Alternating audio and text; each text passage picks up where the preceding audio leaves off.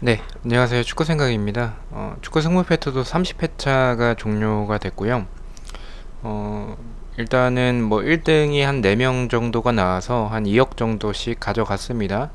개인적으로 아쉬운 부분들도 있긴 하지만 결과적으로는 굉장히 많이 틀렸죠. 5경기 정도를 틀렸었는데, 일단 좌측에 있는 게 초안픽이고 우측에 있는 게 이제 축생픽입니다. 그래서 간단하게만 복귀를 하도록 하겠습니다. 일단 풍경님께서 3등에 당첨이 되셨다 그러셔서 너무나도 축하드리고요.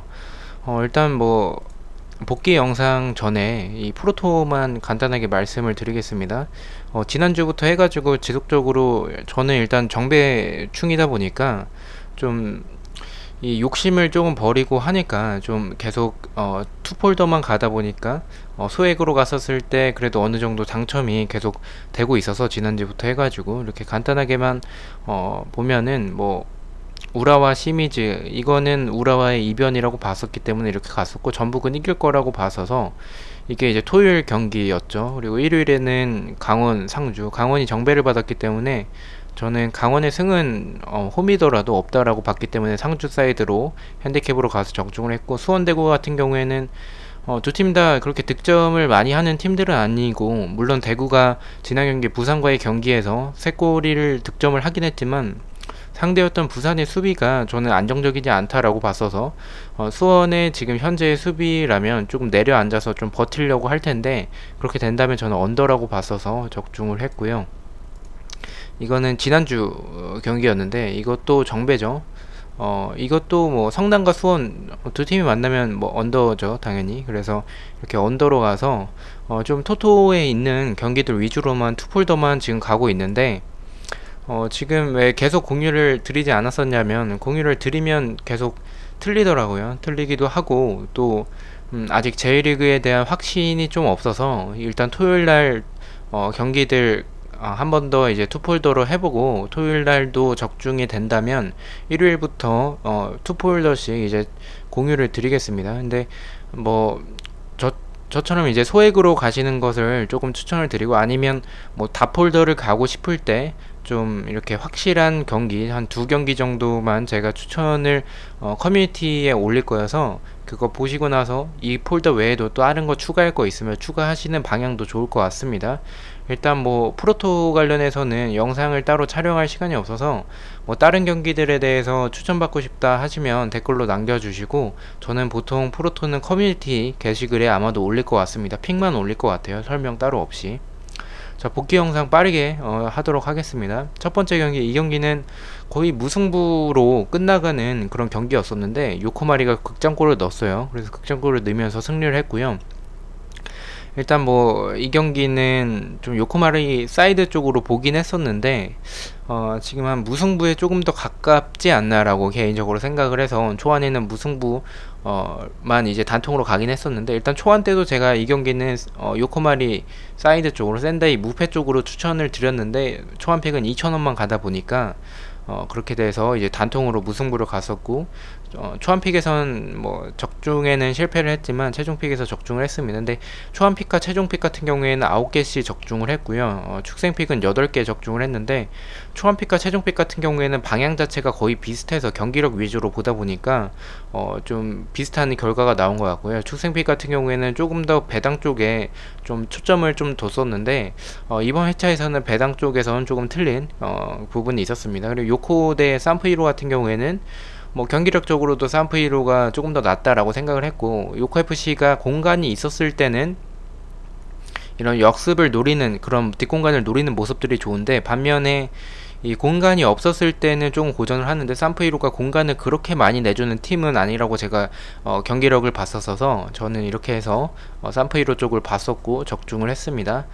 3번 경기 같은 경우에는, 이 경기는 개인적으로 무승부는 두 팀 다 2연속 무승부를 하고 있었기 때문에 무승부보다는 승패일 것 같은데, 승패라면 경기력 쪽으로는 조금 더 도쿄가 낫지 않나라고 생각을 해서 도쿄 쪽으로 갔었는데, 이변이 나왔죠. 이변이 나와서 사간도스가 승리를 했습니다. 근데 저는 사실 뭐 4번 경기 우라와 경기를 더 이변 쪽으로 조금 더 봤었기 때문에 우라와 경기와 도쿄 경기 둘 중 한 경기는 정배로 들어올 것이라고 생각을 했어요. 둘 다 부러질진 몰랐는데 결론적으로 둘 다 부러졌고 우라와 경기는 적중을 했습니다. 자, 5번 경기 같은 경우에는 오사카 쪽으로 봤었던 경기였고 적중을 했고요. 6번 같은 경우에는 제가 말씀드렸던 그 경기력이 그대로 나와줘서 조금 뜻깊었던 경기였던 것 같습니다. 간바 오사카가 중원에서의 활동량이 워낙에 좀 적고 좀 중원 공간을 좀 내주고 엔도 선수가 물론 교체로 들어오긴 했지만 엔도 선수가 있었을 때의 중원에서 활동량 약간 수원처럼 연기훈 선수가 있었을 때의 뭐 킥력이나 크로스나 그런 개인적인 능력들이 좋긴 하지만 활동량이 좀 떨어지죠. 마찬가지로 간바 오사카도 엔도 선수가 나이가 있는 선수이기 때문에 그런 중원에서의 활동량이 조금 떨어졌고 그렇게 된다면 가와사키가 공간만 나오면 중거리를 때리고 그게 유효슈팅으로 이어지는 모습들이 많기 때문에 그 모습을 경기력을 봤었을 땐 가와사키 승이 맞는 것 같다라고 생각을 했고 이렇게 추천을 드렸었는데 적중을 했습니다. 이 경기는 뭐 골장면도 중거리로 나왔어요. 그리고 경기를 봤는데 이 경기에서는 가와사키가 조금만 더 결정력이 좋았다면 중거리로 추가적인 득점이 더 가능했었을 수도 있었을 것 같습니다. 어찌됐든 적중을 했던 경기였고요. 7번 경기 같은 경우에는 일단 제가 봤었던 방향은 오이타가 세트피스나 크로스 공격에 조금 취약하기 때문에 그 모습을 봤었을 땐 가지마에 에베나르도 선수가 헤딩 득점이 제공권이 좀 좋기 때문에 득점을 할 것이라고 봤는데 일단 에베나르도 선수가 두 골을 넣긴 했어요. 멀티골을 넣긴 했는데 그 득점 장면이 크로스나 이제 세트피스에 의한 그런 부분은 아니었긴 해서 경기력에 있어서는 조금은 제가 생각했던 방향 자체는 아니었는데 어찌됐든 간에 일단 큰 점수차로 가시마가 승리를 했습니다.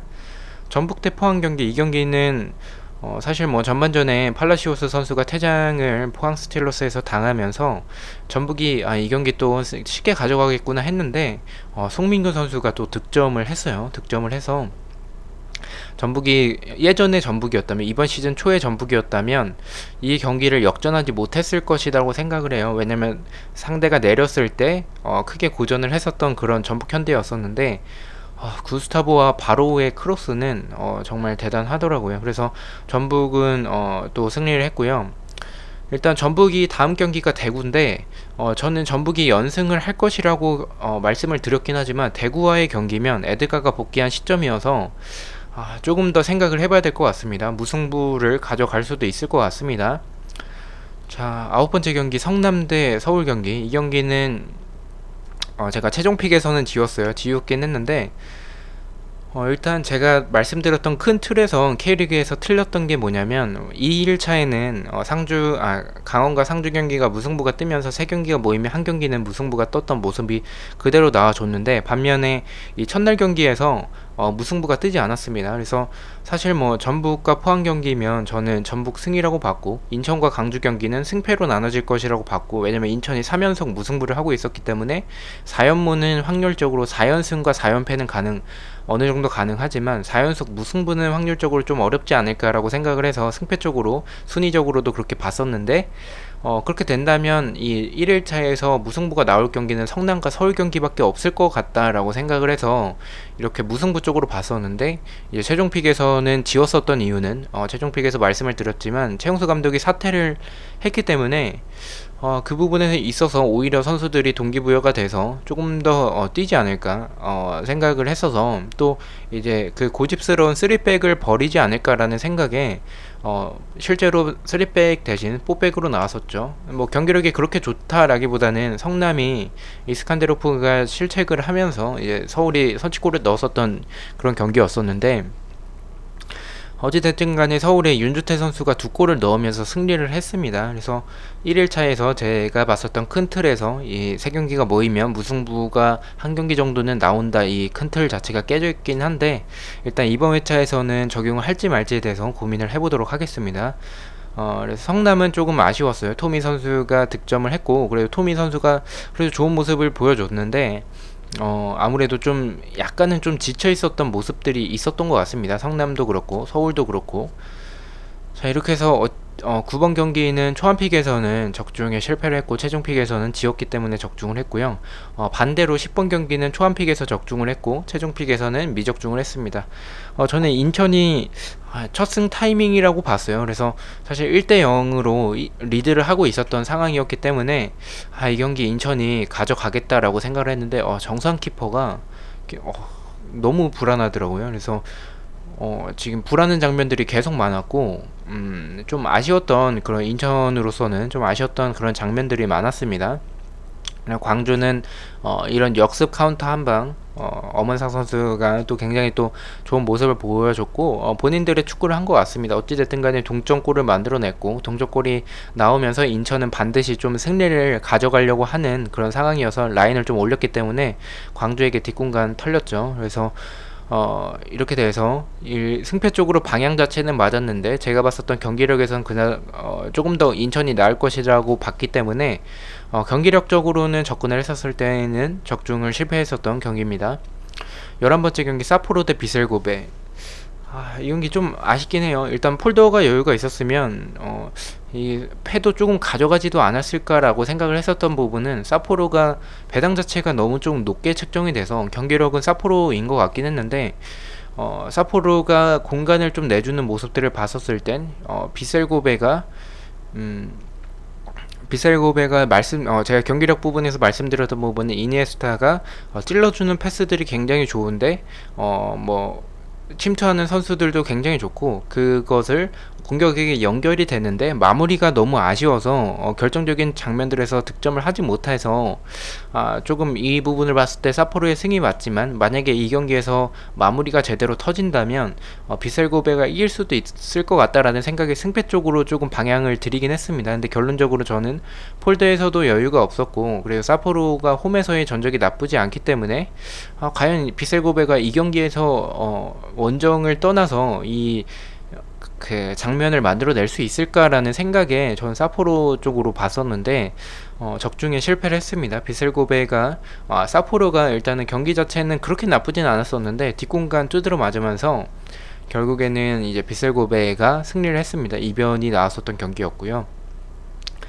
12번 같은 경우에는 초안에 제가 지웠고 축생픽에서도 지웠어요. 배당 자체가 강원 쪽으로 나와 있길래 일단 경기력적으로나 상황적으로 강원은 주중에 FA컵을 치렀고 상주는 FA컵이 없었기 때문에 이 경기는 누가 봐도 상주가 유리한 경기인데 국내 배당이든 해외 배당이든 다 강원이 정배를 받았다. 이게 조금 이상하긴 했었던 경기였긴 합니다.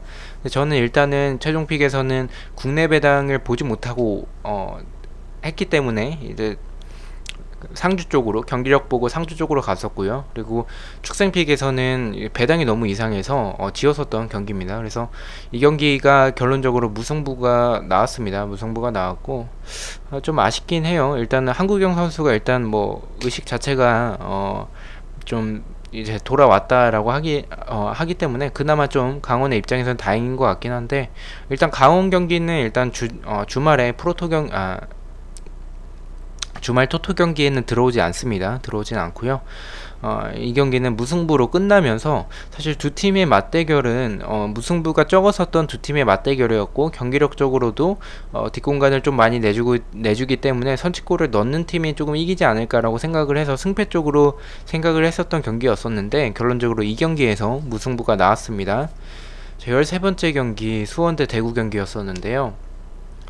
수원은 네, 좀 안타깝습니다. 지금 대구가 전반전에 이 김선민 선수가 중원에서 퇴장을 당했습니다. 퇴장을 당하면서 이 몸이 좋지 않았던 세징야를 뺐어요. 대구에서 세징야를 빼고 이 선수를 집어 넣었었는데 이 한 명이 많은 상황에서 수원이 결론적으로 득점을 만들어내지 못했습니다. 근데 좀 아쉬웠던 상황은 대구가 이 정태욱 선수가 신장이 굉장히 크죠. 194cm로 알고 있는데 그때 반면에 수원의 그 공격진은 타가트도 키가 그렇게 크진 않고 제공권에 있어서는 조금 약합니다. 근데 그런데도 불구하고 주구장창 크로스 올리는 게 물론 타가트가 침투를 해서 위협적인 장면이 한 차례 있긴 했는데 그거 제외하고는 좀 의미 없는 그런 공격들이 많았습니다. 그러다가 이제 역습 한 번에 에드가한테 실점을 하면서 한 명이 더 많은 상황에서 전반전부터 한 명이 더 많았었던 수원인데 패배를 했습니다. 일단 그 실점하는 장면에서 헨리의 실수도 있었죠. 헨리의 실수도 있었는데 저는 그 헨리보다는 그 아마 밑에 있었던 선수가 민상기였던 것 같은데 거의 산책하더라고요. 그 실점 장면에서 헨리 쪽으로 붙어주지도 않고, 왜냐면 뭐 그쪽에 공격수 쪽에 대구 선수가 있었다면 그래도 위치를 좀 잡아야 되니까 이해가 되는데, 대구 선수도 없었는데 거기서 헨리가 막아주겠지라는 기대감으로 조금 천천히 산책을 하는 모습은 굉장히 좀 아쉬웠습니다. 제가 만약에 수원 팬이었으면 엄청 욕했을 것 같아요. 어찌됐든 간에 일단 대구가 승리를 했고요.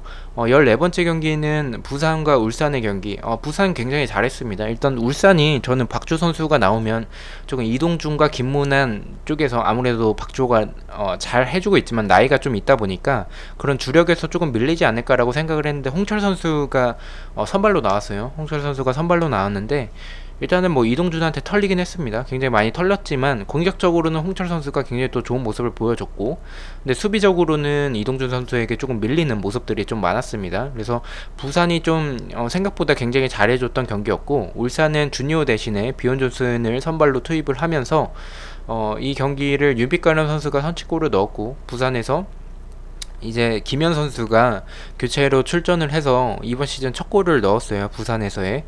그래서 그 동점골 장면이 나오는 거 보고 이 경기 생각대로 부산이 무승부가 나오겠다 이렇게 봤었는데, 결론적으로 또 주니오가 또 득점을 했습니다. 그래서 득점을 하면서 울산이 또 승리를 해 나갔고요.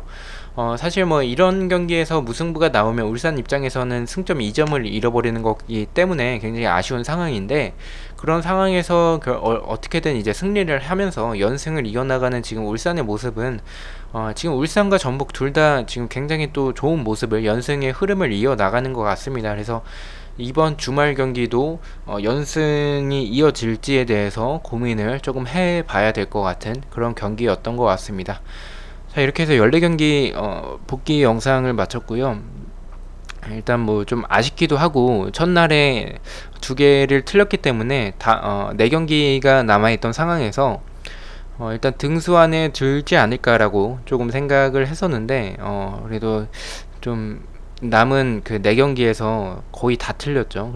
그러면서 좀 좋지 않은 성적이었는데, 이번 주에 다시 또 준비해서 돌아오도록 하겠습니다. 시청해주셔서 너무나도 감사드리고 구독과 좋아요 너무나도 감사합니다. 감사합니다.